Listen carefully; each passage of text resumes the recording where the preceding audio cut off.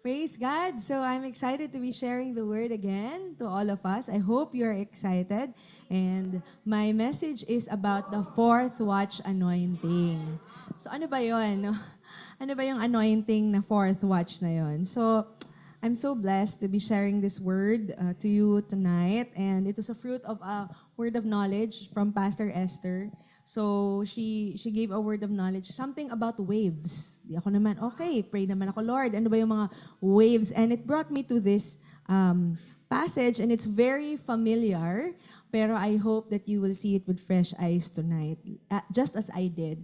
So this is actually the text on how Jesus walked on water.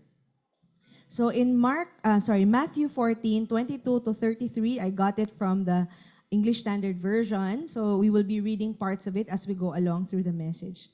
Immediately, he made the disciples get into the boat, this is Jesus, and go before him to the other side while he dismissed the crowds. And after he had dismissed the crowds, he went up on the mountain by himself to pray. When evening came, he was there alone. But the boat by this time was a long way from the land, beaten by the waves, for the wind was against them. So Jesus told the disciples to go ahead, and nung nandun na sila, a long way from the land, specifically 5 to 6 miles. So kinompute ko ilan ba yon? Mga less than 10 kilometers. Ganon, di ba? Medyo malayo yon. Yung mga 10K run, medyo malayo yon, di ba? It takes some time. Yeah, medyo malayo siya, no? So, the boat was that far from the land, and it was beaten by the waves, no? So, nandun siya sa malayo, seemingly out of reach. At nandun sila being battered by the waves. So, let's look at this, no? When the waves of life toss us around, I found this quote, sabi, waves with their rhythmic and powerful motion, are a compelling metaphor used in the Bible to depict various aspects of life, from challenges and turmoil to the majesty of creation. In its essence, the Bible uses the symbolism of waves to speak to the human condition, our fears, challenges, and the need for faith and perseverance. Pag nakakakita tayo ng waves, we talk about waves or mga alon, pag nasa dagat, di ba, parang hindi mo kasi makontrol, di ba? It is very difficult, no? Especially when biglang nagkakaroon ng storm. And I remember when we were in Galilee, no? That was in 2008. No, ang sabi nung guide namin, normal yon. It's normal to have storms in the Sea of Galilee. No, normal lang nangyayari yon, no? So in a way, parang tayo din sa buhay natin. Normal yon, di ba? That there are waves. And hindi mo siya ma-anticipate na, okay, Tuesday, may wave, ha? Kailangan, ready tayo, ha? Gird your ready na tayo. Parang ganon. Hindi eh. It just happens. No? And as Christians, this is the problem, we cannot avoid going through rough seas and experience the waves of life. Amen po ba? Sino po dito ang going through rough seas and experiencing the waves of life? Maybe this message is for you, no? And even when we think we're doing exactly what God has called us to do, remember the disciples obeyed Jesus. Sabi ni Jesus, go. E di sila naman, okay, punta kami. And sometimes we have this thinking that, when we are obeying God, we're never gonna encounter challenges. Amen? And I don't know, but, I've been, medyo may Pastor Mina moment ako. I've been a Christian for 21 years. Ganyan siya, nauna ko siya nakilala, ganun siya. Sabi ko, ako din, pagka naging ganun din ako So praise God, umabot na ako sa 20. So I've been a Christian for 21 years, and I know, amen po ba, that no matter, even if you're obeying God, sometimes, meron pa ring rough seas. And this text is proof of that. Ino-obey mo si God, bakit nagkaroon ng storm? Bakit tumataas? Bakit parang we are being battered left and right, no? We encounter intimidating waves and devastating storms. No, na-experience natin. Tayo, bilang mga Pilipino, we are not, the thought of storms, it's not alien to us. Just 2 weeks ago, merong Karina, di ba?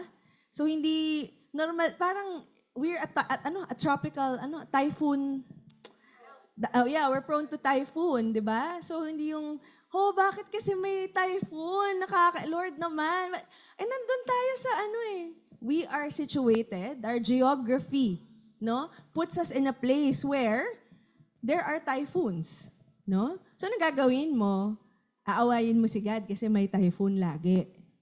Di ba? Lord, ba't ganon? Lagi na lang, di ba? So, the question we frequently ask is, when, Lord? When are you going to help us out of this? When is it gonna end? Tama ba? I don't know. Basta parang, these are the, I don't know about you, but this is frequently what I hear. And even myself, no? Pag may pinagdadaanan ka, Lord, kailan ba ito matatapos? Tama po ba? That's the question that we ask. Now, let's see what happened next in our text. When evening came, he was there alone. This is Jesus. But the boat by this time was a long way from the land between the waves, for the wind was against them. Beaten by the waves, for the wind was against them. 25, ito na. And in the fourth watch of the night, he came to them, walking on the sea. Yun pala yung, so when I was preparing for this, that was what caught my attention. Itong fourth watch. Kasi lagi ko namang, di ba, alam naman natin to walking on water, alam naman natin, no? But this is what the Lord put in my heart. And so I looked at it. Ano ba tong fourth watch? Kasi it was on the fourth watch that he came to them. Doon siya dumating. On the fourth watch. What is it about this time? Bakit doon? It seems to be an anointed time, right? So we want to unlock that anointing. Amen po ba? I don't know about you. If you're in the sea, Lord, come on, I want the fourth watch anointing. I want you to come to me. Yun kasi yun, di ba? Sabi, he came to them walking on the sea. So, the fourth watch is defined by the Roman watch as a time spanning from 3 a.m. to 6 a.m. So, mga parents na may mga anak, alam ko, gising kayo during the fourth watch. Praise God! Di ba?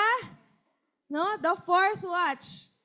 And as the Roman influence and supremacy was established, the watches of the night were described in numerical order. Sa Jews kasi, if you look at the Old Testament, it's 3. Tama. Kino-confirm ni Pastor Art. Tama naman ako. Tama yung aking research. But when, syempre nasakop na sila ng Romans, naging 4 na. Siguro mas structured yung mga Romans na gusto nila by 4. So the first watch is 6 to 9 p.m., Parang ngayon, nasa first watch tayo, no? Then second watch is 9 to 12 a.m. The third watch is 12 a.m. to 3 a.m. And the fourth watch is 3 a.m. to 6 a.m. Now, the fourth watch anointing is powerful. Amen? Who needs the fourth watch anointing? Hallelujah, di ba? Lord, I obeyed you, but I'm in the middle of the sea and there are the waves tossing me around. I need you to come. I need the fourth watch anointing. Amen po ba? I saw this from Chuck Pierce and sabi niya, the fourth watch comes during the Lord's time of revealing His glory. Akala mo, binabato-bato ka na ng mga alon, ng wind? That is when the glory of God is revealed. Amen? There is a breaking of a new day. This is where the identity of our future is established. Bukang liwayway. Amen po ba? Tama naman, di ba? Mali ba yun? Okay. Kasi pinagtatawanan ako ni Pastor Girly eh. Hala ko tuloy. That's the fourth watch anointing. Biglang napapatagalog tayo, di ba? Praise God, no? I see here in the chat, no? I want you to come to me. I need the fourth watch anointing. Praise God. Hallelujah. And praise God, it is accessible for us. Tingnan natin to, no? This is from Global Watch, and this is where I found this verse and this concept, no, and it really quickened in my spirit. Biblically, strategic events take place particularly during the night and early morning hours or watches. It is during this time that there are significant power encounters that make way for the kingdom of God to penetrate the earth. There is something about the fourth watch. And in fact, I didn't get into it na anymore, but doon nga sabi, wake up at, mas maganda mag-quiet time ka during the fourth watch. Kasi iba eh, you know? Iba. And praise God, we have Bible to prove it. No? We have texts to prove it. So tingnan natin, the first one is, did you know that Jacob wrestled with God and met with him face to face just before entering into his destiny at Israel during the fourth watch? Diba? So akala nyo, and these people, they were having difficult times like Jacob, right? But then, he was able to encounter God face to face. Nag-ano pa sila? Nag-wrestling. Nag-wrestling pa sila. I will not let you go until you bless me. That happened in the fourth watch. Gusto nyo ba na encounter kay God? Yes. Diba? We have the fourth watch anointing. The verses are there. You can just take a screenshot if you want to look into it later. Next, do you know that Moses led the Israelites across the Red Sea? Diba? During the fourth watch. Wow. Gusto ko na ng madaling araw. Yuck.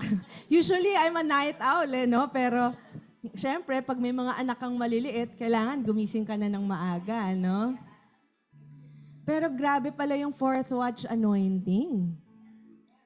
Imagine, a nation was set free at that anointed time. Amen?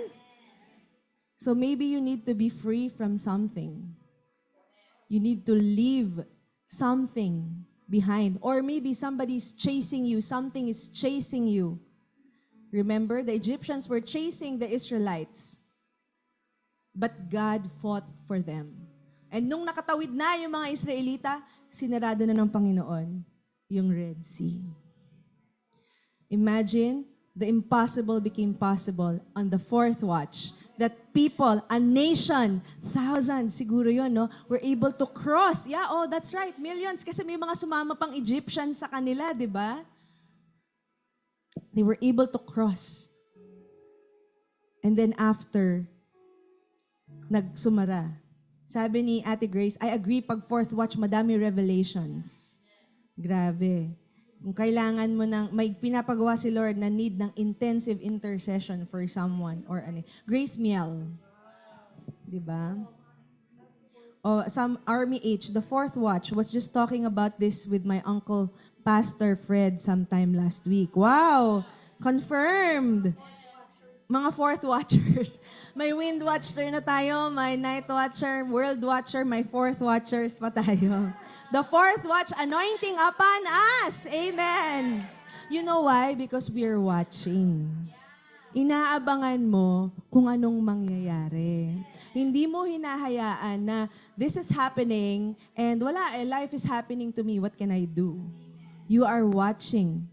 And just when it's darkest, that's where God shows up in His glory. Amen. Bakit? Yan na yung pagod na pagod ka. Tama ba? You were up, no? Parang, oh my gosh, ito na. Last watch, this is it. Right? I think that's why, because we rely on the power of the Lord. Next, the angels appeared to the shepherds in the field to announce the birth of the Savior. You might need some good news. You need the fourth watch anointing. Amen. Yung mga shepherds, andun lang sila, doon sa mga tupa nila. And then, wow, biglang angelic hosts nagpakita. Amen? Fourth watch anointing. And last but certainly not the least, Jesus is resurrected from the dead. The resurrection happened on the fourth watch. Di ba kaya nga may simbang umaga? Tama ba yon? Di ba? Yung mga sunrise, mga sunrise service. Ayan, yung parents ko, yung church nila, may sunrise service. Anointed pala. Gusto nyo na rin ba? Pero sige lang. But biglang, baka mapasubo tayo dito, Pastor DJ. Baka biglang mapasubo tayo dun sa mga kakasabi natin ng fourth watch, di ba? Anyway. But, kidding aside, no? Resurrection. The resurrection happened. Ng fourth watch? Oh, wow. Very fresh pa to. Magtatayo daw si Pastor Chris ng Altar of Fire. Sa LGI Center. Ayan na. Overnight. Pang fourth watch. Oh. Exciting. Hanggang fourth watch. Okay, tama. So anybody needs resurrection right now? Things that are dead can be made alive in the fourth watch anointing. So tingnan natin, no? Balikan natin yung text natin. In the fourth watch of the night, he came to them walking on the sea. Yes, very supernatural. Wow, somebody here said, my married life is dead. In the name of Jesus, I speak resurrection to that. The anointing of the fourth watch. In the name of Jesus.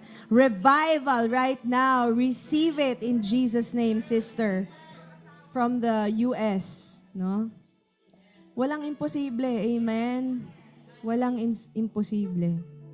So, paano ngayon, how does Jesus come on the fourth watch? He came to them and he did it in this way. He did it walking on the sea. Mga kapatid, on the fourth watch, hindi pala siya nag-move. On the fourth watch, Jesus displays his undeniable supernatural power. And the fact that he walked on water, it was proof that he was God. Because sabi dito sa Psalm 89:9, and Jews knew this. Tama ba? Alam nila yung Psalms eh. You rule the oceans. You subdue their storm-tossed waves. Wala yan sa akin. So the fact na naglakad ang Panginoon sa tubig, it means he was saying, hey, I've got divine power. I am no man. Sabi nga, I'm not just any man. I am God. Because God, Yahweh, rules the oceans and subdues storm-tossed waves. So whatever is happening in your life, mga kapatid, let Jesus display His supernatural power in your life. Amen? Let Him walk on water and show you that He is indeed God. Amen? Hallelujah. Okay, sabi dito, fresh love. Pastor Esther called out couples. Yes, kanina I saw Pastor Esther called out couples, no? So, mga kapatid, if you need supernatural power, this is the anointing we need. The fourth watch anointing. Yung parang feeling mo walang-wala ka na, parang talong-talo ka na, di ba? Madilim eh. Wala na, tapos may storm pa. Then, Jesus displays His undeniable supernatural power. So mga kapatid, this is my first principle. Don't be deceived by the darkness. It's already morning. Amen?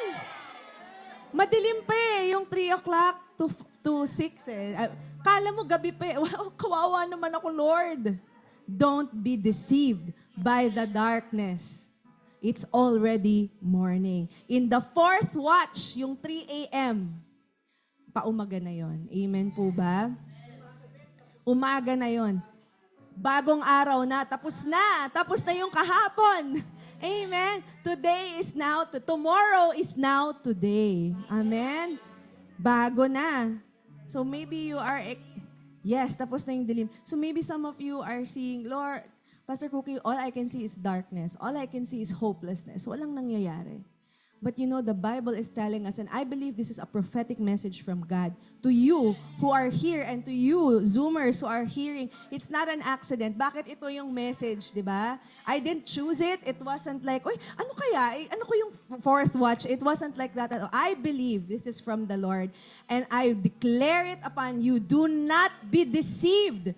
When you think all is hopeless, all is dead, all is destroyed, God is saying to you, it's already morning. Umaga na! Amen? Umaga na. The sun is shining. Amen? AM na, tama. Amen. It's already morning, Lord. Diba? Lord, umaga na. Hindi na darating ang umaga. Narito na ang umaga. Amen po ba? Hallelujah. Sumisibol na. Palalim na tayo ng palalim sa Tagalog natin. Whew. So what happened next? But when the disciples saw him, here he was displaying his power, his God-like power. No one can do that. What happened? They were terrified. Doon sila natakot. Hindi sila natakot doon sa waves. Takot sila kay Jesus. Bakit? It's a ghost! It's a ghost! And they cried out in fear. But immediately Jesus spoke to them, saying, "Take heart, it is I. Do not be afraid." Ego eimi, in Greek, I am. So, let's look at this, no? I am. May ganun yung tono ni Pastor Art. I am. Kung nakinig kayo nung I am series niya. So when I looked at the commentary, sabi, they were afraid. The sight was remarkable. It was sufficient to awe them, or, na ganun sila, no? In the dark night, amid tumultuous billows, appeared the form of a man. They thought it was a spirit or an apparition. It was a common belief among the ancients that the spirits of people after death frequently appeared to the living. Matakot sila sa ghost, sa mumu. Mumu. Di ba? Yun yung ano nila. Tama ba? Di ba yun yung term mumu? Uy, wag ka dyan, may mumu dyan. Ganon, di ba? Doon sila natakot. Sa mumu. You know, the reality is, brothers, we are not fighting against flesh and blood enemies, but against evil rulers and authorities of the unseen world, against mighty powers in this dark world, and against evil spirits in the heavenly places. So, huwag kang matakot sa mumu. Amen? Dapat hindi tayo matakot sa mumu. Sila matakot sa atin, tama. I remember may ganun nga. Sabi sa amin ng helper, "Ma'am, oo nga minsan yung parang akala ko may kasama ako dito." Sabi ko, "Saan? Bakit? Paano siya makakapasok dito?" Sabi ko gano'n. Di ba? Wala yon. In Jesus' name, sabi ko gano'n, "Umalis ka dito." Why? Because we have authority. So mga kapatid, dun sila natakot sa ghost. Oh my gosh, may ghost. Takot ako. Yesterday in church, we had a guest speaker and one of his ministries is deliverance. And ang ganda nung sinabi niya, sabi niya, kahit na principality yan, sabi niya, meaning yung big boss, no? Parang big demonic boss, sabi niya, you are a glory bearer of Christ. Wala pa ring tapat yan sa'yo. Amen? And so the fact na natakot yung disciples, parang, are you with you? Parang, ano ba? Di ba? Hindi ko alam, baka pagod na sila. Di ba may ganon? Hindi ko na alam kung naiisipin ko, natakot na sila. But you know, that's the thing, brothers and sisters. Sometimes, our minds can play tricks on us. And we think, oh, may mumu, or, oh my gosh, may ganito. We are afraid of things that are sometimes imagined. In this case, imagination talaga nila. Diba? Most of the time, imagined. Yeah? Dun sa yun yung inaaral namin, excuse me, sa life coaching with, sa CBT, no? Na parang, your mind creates things. And if you're just going to believe it, mapupunta ka saan? Sa kapahamakan. Because that's not always the reality. In fact, madalas yung iniisip-isip mo na, naku, ito siya, ganito. Hindi yun totoo. Right? Another thing, brothers and sisters, I want to talk about is sometimes you have a superstitious mind. Meron tayong mga superstition, no? And I found this article, this is from the Gospel Coalition, sabi niya, the human tendency towards superstition is strong. Meaning, kung tao ka, malamang meron kang tendency na maging superstitious. We can lean towards spiritualizing objects, behaviors, and beliefs without a concern for the person and will of God. Example, superstitious, no? Pagka hindi ka magsusuot ng black sa birthday mo. Kasi baka mamatay ka or baka maaksidente ka. Something like that, no? Malas, ayan, no? Malas yun. And why do Christians, even Christians, sometimes we fall into that trap? Malas. Malas yun, di ba? We love, sabi dito, we love our superstitions and the talismans that seem to protect us anting-anting, di ba? From the things we fear most. Superstition also give us an illusion of control. As if, pag hindi ka nag-block, pag hindi ka nag-block, hindi ka mamamatay. Di ba? If that's our day, that's it. Kahit ano suot mo. Di ba, Lord, dapat, sabi ko kanina si Dr. Harold Sela, no, peacefully in his sleep, Lord, I want that anointing. When I die, please, Lord, yung ganun lang, walang drama. Diba? Now, if I were superstitious, gagawin ko ganito para pag namatay ako, ganon. No? So, it's about controlling. Why? The world can be a terrifying place full of awful days and car accidents, and God hasn't promised to spare us from those things. Diba? Hindi naman sinabi ni God, praise God, hindi Christian ka na, wala nang waves. Doon nga sa text natin, sige na, punta na kayo. Parang kulang na lang, punta na kayo doon sa storm. Diba? Parang kulang na lang, Lord, pinapadala mo ba kami sa kapahamakan dito?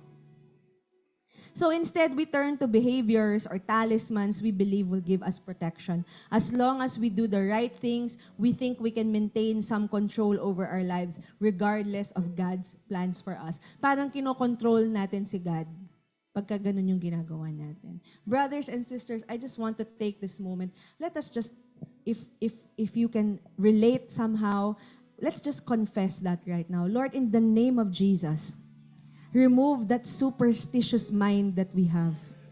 Lord, we don't want to be guided by fear. We don't want to be guided by wanting to control things. We want to be submissive to you.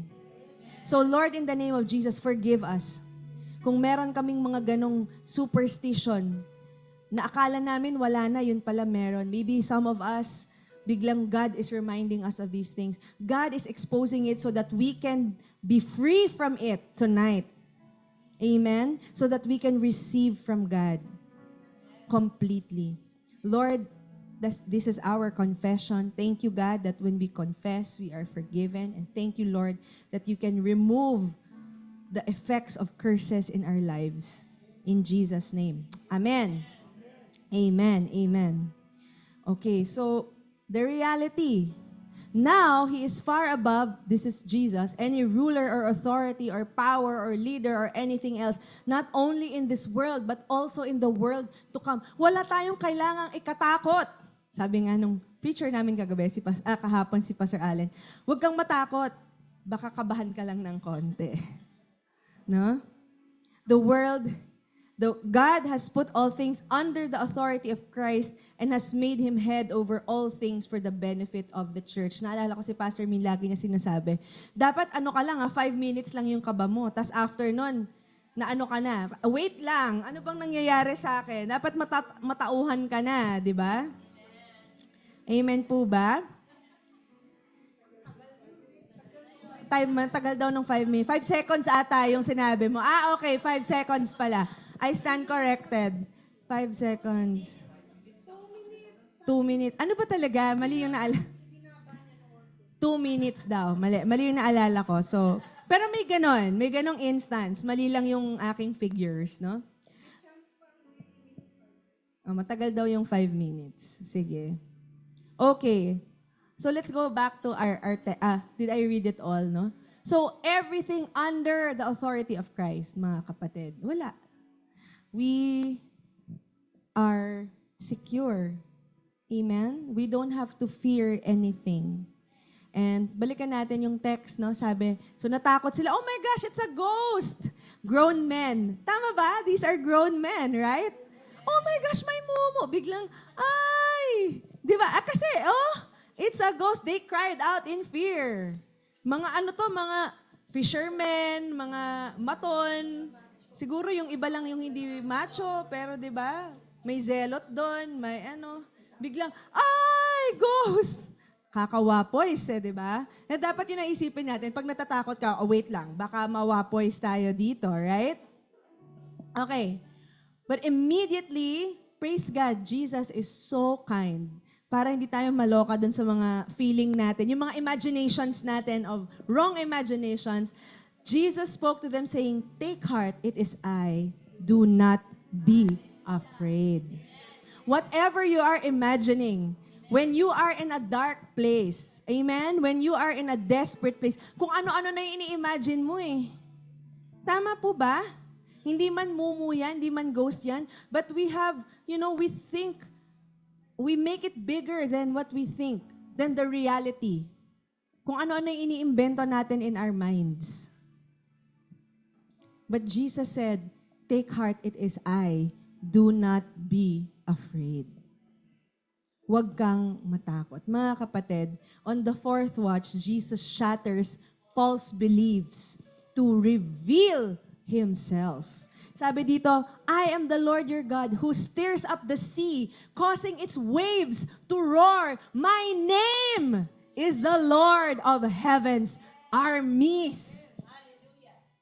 Yung mga alon-alon sa buhay mo, sabi niya, I stir it up.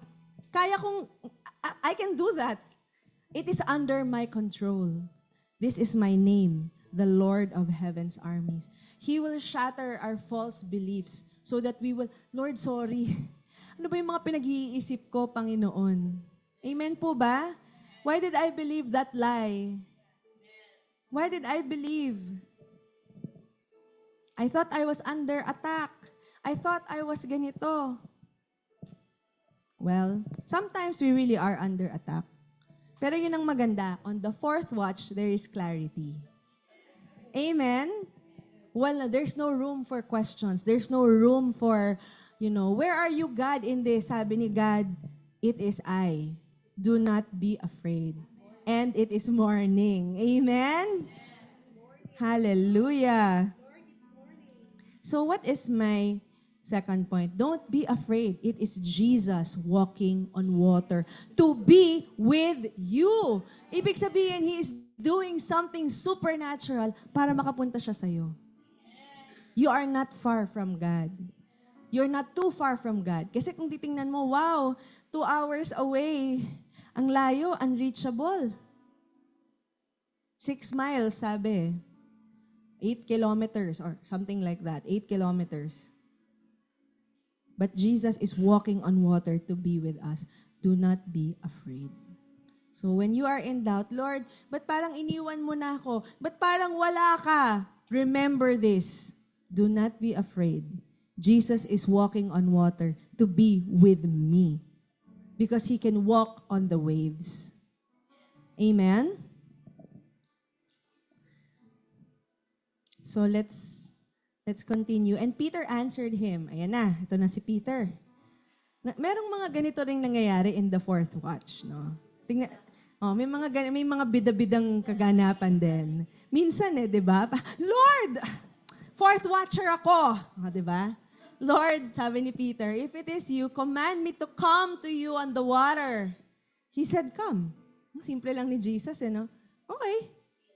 So Peter got out of the boat and walked on the water and came to Jesus. But when he saw the wind, he was afraid and beginning to sink. He cried out, Lord, save me. And this was very interesting because sabi nga dun sa isang commentary, hindi ko na nalagay dito, Peter was a very strong swimmer. Remember dun sa account ni John, na-outswim niya si John, di ba? Parang ganun yung nangyari. So bakit bigla? Ano nangyari? Di ba? So, yun na nga the power of the mind. That's why, I always advocate for that. What we think will affect our behavior. So, kahit na ang galing-galing niya, fisherman yan. So, malamang nakatira na sa dagat, di ba? Alam na niyan. I'm sure nakailang ano na yan, nakailang storm. Pero when that happened, nakita niya, oh no, he began to sink. Imagine, a strong swimmer began to sink. Hindi siya sanay maglakad. Pwede. Pero ito na maganda. Praise the Lord, mga kapatid. Lord, save me. Buti na lang si God, hindi katulad natin. Dahil kung tayo yon, di ba? Aminin nyo. Hindi tayo katulad ni Jesus, di ba? Kasi ang arte mo, ang yabang mo eh. O, di ba? Bida-bida ka kasi. O, ba't ka kasi ganon? Di ba malakas ka? No. Jesus, kaya, kaya mo yan. Ano ba naman? But look at this, brothers and sisters. In the fourth watch, tingnan nyo, in the fourth watch, I love this. Jesus immediately reached out his hand and took hold of him. Amen! Grabe si Lord! Yung heart and yung love ng Panginoon. Wala nang time mambatikos. Di ba? Ano ba naman? Eh, wala ka pala eh, hina mo pala eh. Di ba? Immediately, wala nang ano-ano, op, malulunod siya. Hindi niya na sinabi, kasi yung thinking mo, yung dapat you should believe, you should alika na, Ano. Saka siya, wala sa text, wala, ito lang, yung you of little faith. So, in other words, yun yung maganda sa fourth watch anointing. I-rescue ka muna ni God bago kanya pagalitan. Amen! How many of you, right? Lord, papagalitan mo ko. Buti na lang si God, yung fourth watch anointing. I-rescue ka niya muna. Immediately, He will take hold of you. At pag secure ka na, saka kanya, oh, ikaw kasi. Ang ba naman? Bayan. Diba? Oh, ano ba? Bibida-bida ka kasi, di ba? Sorry dun sa mga, if we have international people who can't understand Filipino, but I think you can get the drift. So that is the fourth watch anointing. The compassion and the kindness of the Lord. Amen. Immediately. And then after that, O you of little faith, why did you doubt? Wala na. Tapos na yung usapan, tapos ng boxing. And then, when they got into the boat, inakay pa niya papuntang boat. Hindi naman, okay ka na. Lakad na tayo. Di ba? Amazing, right? Amazing. So he brought him into the boat, and then the wind ceased. Amen? That the wind ceased.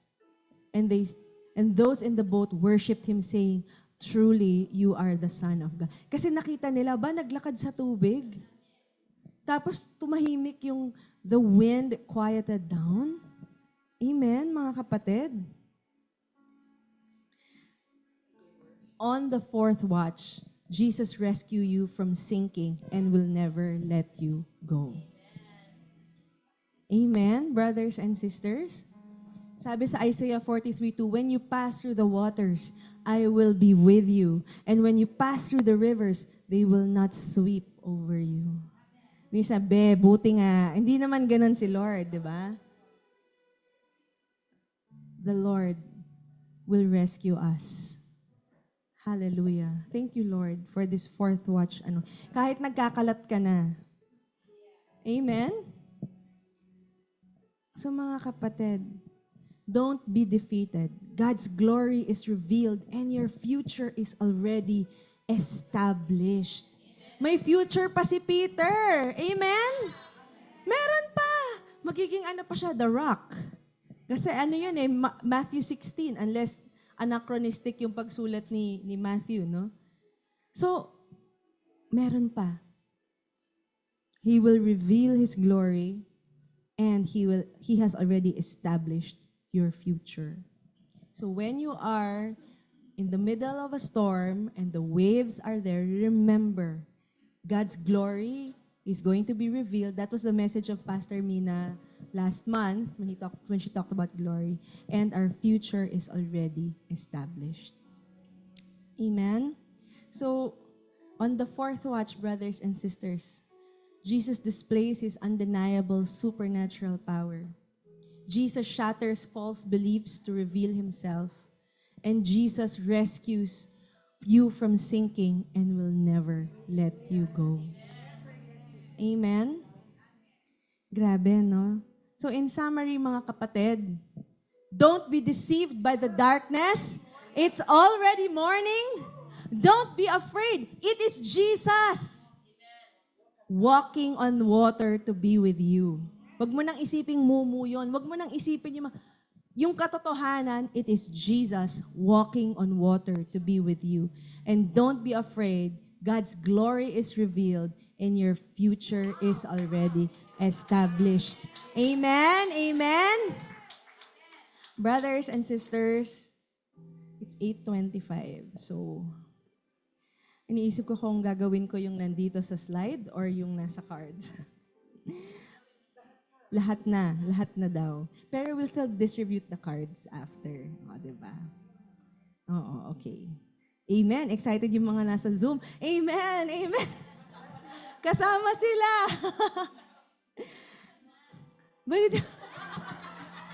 Grabe, oh. Grabe. Jesus will rescue you.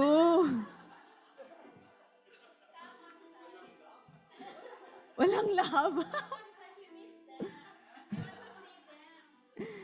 Brothers and sisters, hallelujah. Let's receive and experience the fourth watch anointing. Receive it tonight. There are several declarations for you. And for you who are in Zoom, receive. Number 1. Receive a mighty shift. You will no longer be who you were. Like Jacob, you will receive a new name and identity from the Lord. Arise and walk in your anointed destiny. Amen and amen. Experience a mighty supernatural deliverance from God. As the Lord fought for Israel, so the Lord will fight for you against your enemies, oppressive spirits, and demonic assignments. Amen and amen. Receive a mighty victory over your enemies as the Red Sea closed in on the Egyptians after the Israelites have crossed over. So the Lord will make you out of reach from your enemies. Amen. Amen. Next, you will walk on water. The wind and waves will not bother you. Like Peter, you will be bold in your faith. You do anything to get closer to your Master Jesus. You will accomplish supernatural feats because your eyes are on Him. Amen. Amen. The wind and waves shall be still. Jesus has done it. After a season of such stormy seas and tumultuous waves in your life, Jesus is finally putting it all to an end. The wind is silenced and it bows to the presence of the Almighty God. Amen. Experience an angelic visitation, bringing good news. Don't be afraid of angelic visitations. They shall bring you good news. Receive it with joy. The good news is for you and those around you. It will be all for the glory of Jesus. 3 to 6 p.m. a.m. Resurrection power will make dead things come to life again. What is dead? Whatever is dead and dying will come alive. The same power that conquered the grave is in you. Let the Holy Spirit resurrect what is dead in Jesus' name. Amen and amen. Last 2. Experience powerful God encounters like Jacob. Be excited to receive God's mighty presence even at your lowest point. Are you at your lowest point? God is saying you are not disqualified from having a God encounter. You are not forsaken. God has more in store for you. Amen. And last but not the least, receive blessings that will outlive you. You encountered God and now let Him bless you. His blessings will be your legacy. They will overflow to your children and your children's children in Jesus' name. Amen and amen. Woo! Thank you, Lord. Let's give the Lord a clap of praise. Lord,